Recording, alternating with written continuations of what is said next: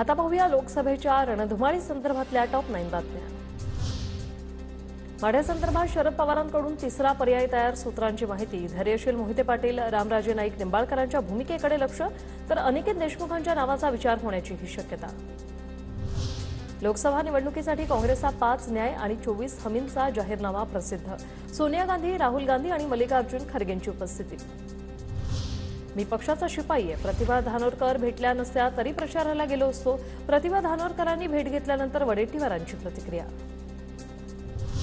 रामटेक मतदारसंघात 7 एप्रिलला मुख्यमंत्री शिंदे प्रचार करणार। रामटेकचे उमेदवार राजू पारवेंच्या प्रचारार्थ मुख्यमंत्र्यांची सभा होणार। विदर्भात उष्णतेच्या लाटेचा इशारा, तरीही प्रचार सुरू। भर उन्हात रामटेकचे उमेदवार राजू पारवेंचा जोरदार प्रचार। हिंगोलीमध्ये ठाकरे गटाचे उमेदवार रागेश आष्टीकरांच्या प्रचाराकडे मवियात नेत्यांची पाठ।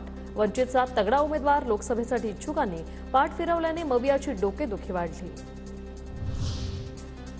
मनसेचा गुढीपाडव्याचा टीजर जारी। 9 तारखेला पार पडणाऱ्या मेळाव्याचा टीजर सोशल मीडियावर पोस्ट।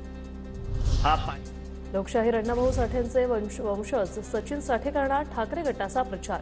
उद्धव आदित्य ठाकरेंची भेट घेऊन ठाकरे गटात सचिन साठे यांचा प्रवेश। साठे करणार ठाकरे गटाचे स्टार प्रचारक। काँग्रेसमधून स्वातंत्र्य मिळाल्यानंतर मन हलकं वाटतंय। काँग्रेसमधून हक्कलपट्टी केल्यानंतर संजय निरुपम यांचं ट्विट।